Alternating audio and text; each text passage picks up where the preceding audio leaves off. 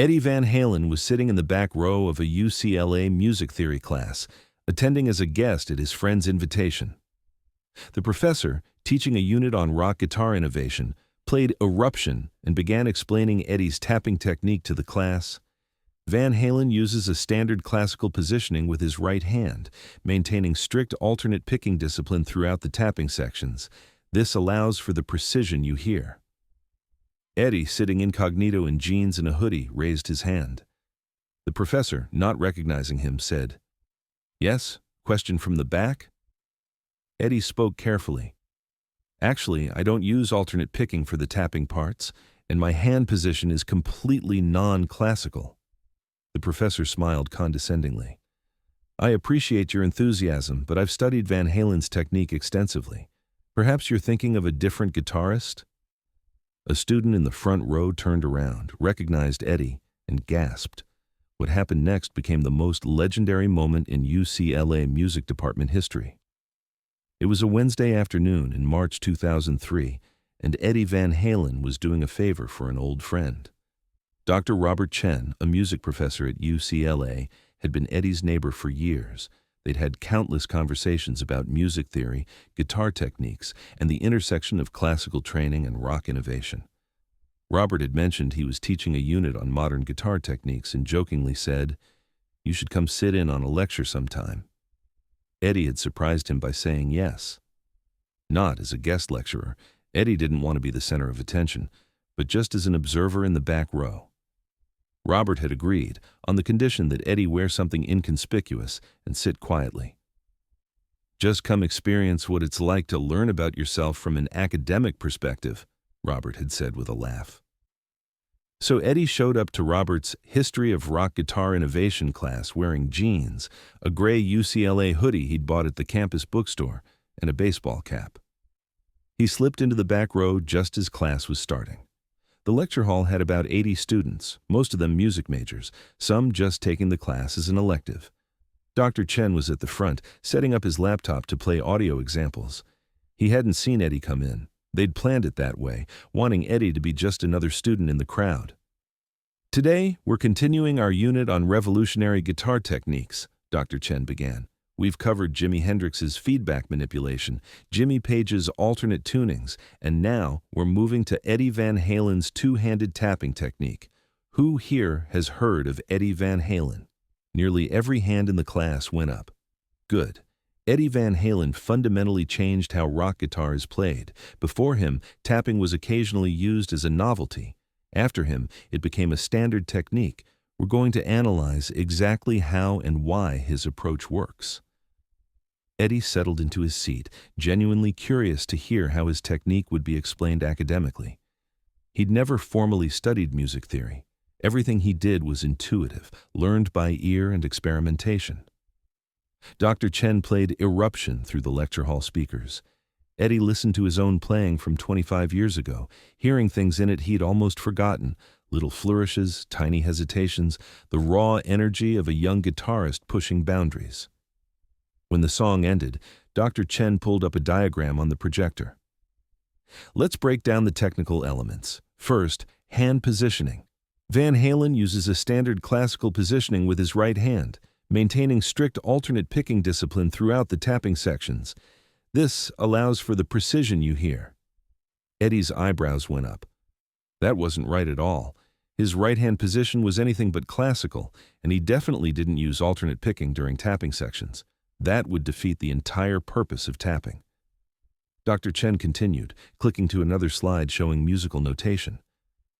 "Notice here how Van Halen carefully follows proper scale patterns. The tapping technique is essentially a classical scale exercise executed at higher speed. The innovation isn't in what he's playing. These are standard pentatonic patterns, but in how he's executing them." Eddie leaned forward. That was also wrong. The patterns in Eruption weren't standard pentatonic scales. They were weird combinations Eddie had discovered by accident, patterns that didn't follow traditional music theory. A student raised her hand. "Professor Chen, isn't Van Halen's technique based on breaking classical rules rather than following them?" "A common misconception," Dr. Chen said kindly. "Van Halen may not have had formal training, but but his technique inadvertently follows classical principles.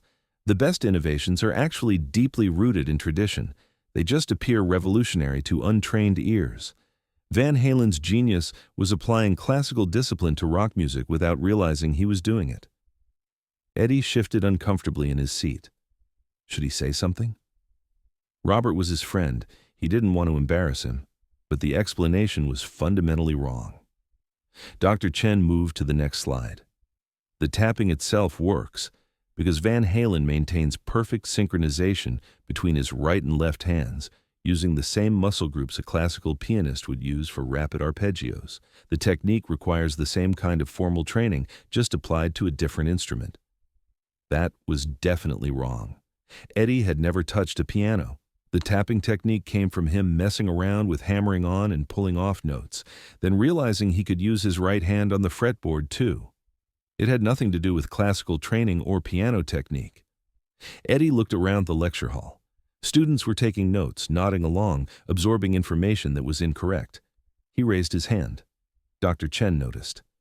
Yes? Question from the back? Eddie stood up slightly so his voice would carry. I have a question about the hand positioning. You said Van Halen uses classical positioning and alternate picking during the tapping sections. I don't think that's accurate. Dr. Chen smiled, the patient smile of a professor dealing with an undergraduate who'd probably learned guitar from YouTube videos. I appreciate your enthusiasm, but I've studied Van Halen's technique extensively. I've watched hundreds of hours of footage, analyzed his playing frame by frame, and consulted with multiple guitar instructors. The positioning I described is correct. But I don't use alternate picking during tapping, Eddie said carefully. That would make it impossible to tap with the right hand while the left hand is pulling off. And my right hand position is definitely not classical.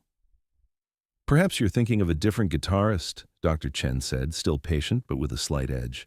Or perhaps you're confused about terminology. Alternate picking in this context means, I know what alternate picking means, Eddie interrupted gently, and I'm not doing it. When I tap with my right hand, I'm hammering on with my index or middle finger, not picking. My right hand comes up from underneath the neck, not over the top like classical position. Dr. Chen's smile was getting strained. I'm not sure where you're getting your information, but a student in the third row, a young woman with pink hair who'd been staring at Eddie for the past 5 minutes, suddenly stood up. Oh my God, that's Eddie Van Halen. The lecture hall went silent. Dr. Chen looked at the student, then at Eddie in the back row, then back at the student. I'm sorry, what? That's Eddie Van Halen, the student repeated louder. In the back row. The guy correcting you is literally Eddie Van Halen. Every head in the lecture hall turned to look at Eddie. Eddie pulled off his baseball cap and gave a small wave. Hi, sorry for the interruption.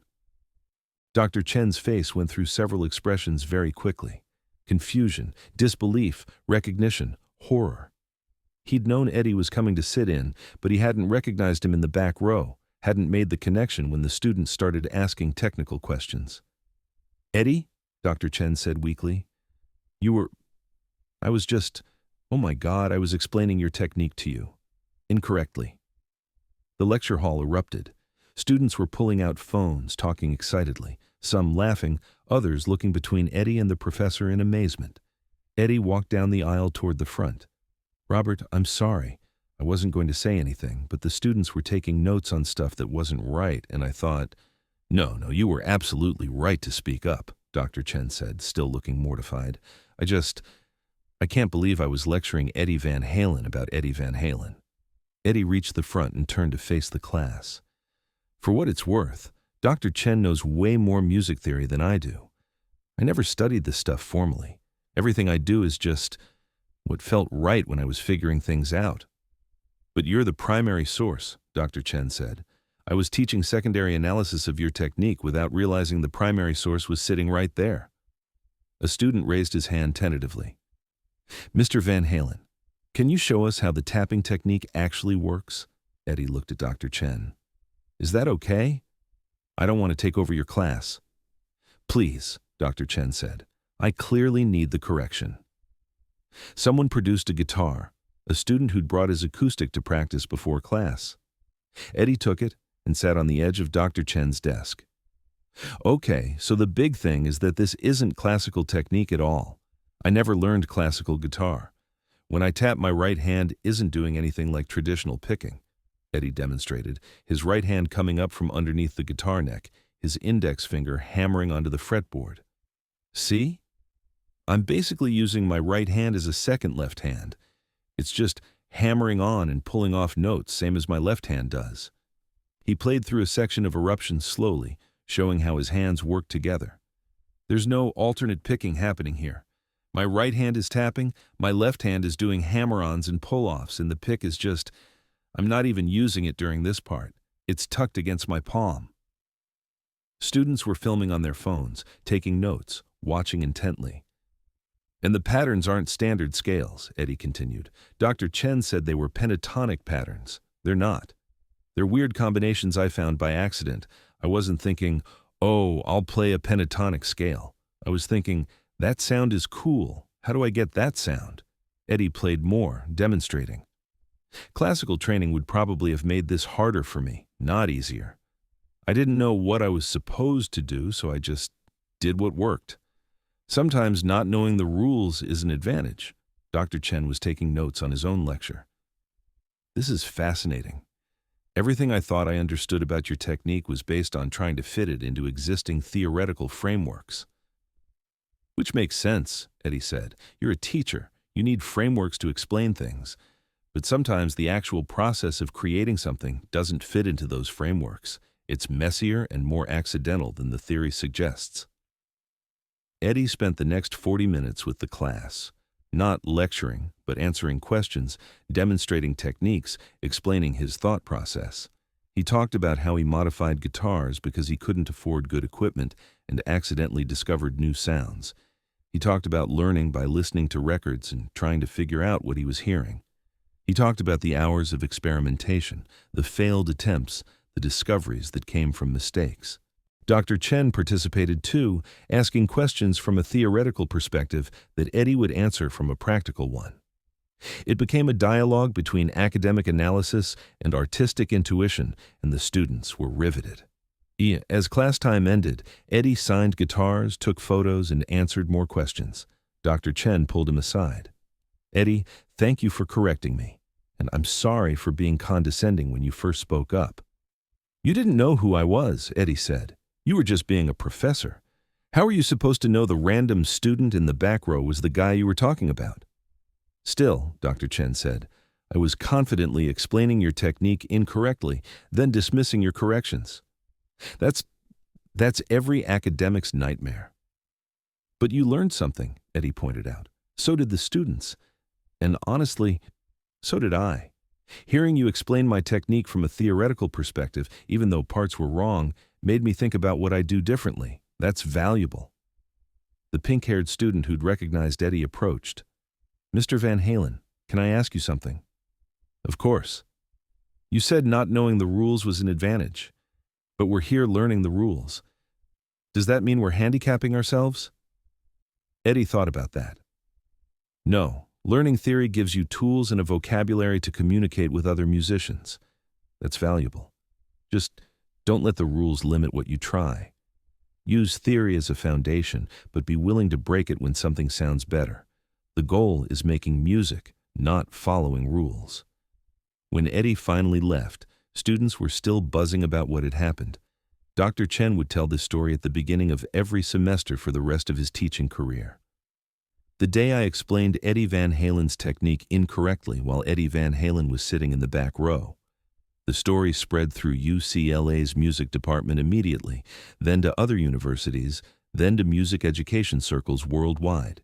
It became a teaching parable about the limitations of academic analysis, the importance of primary sources, and the humility required when studying living artists. When Eddie died in 2020, Dr. Chen posted a tribute. In 2003, I confidently lectured about Eddie Van Halen's technique while Eddie sat in my class. I got it wrong. He could have humiliated me. Instead, he turned it into a teaching moment about the difference between theory and practice, analysis and creation. He taught my class, and me, more in 40 minutes than I'd taught in years of study. Rest in peace to a master who never stopped being a student. If this story moved you, subscribe and share it. Have you ever been corrected by an unexpected expert? Share your story in the comments.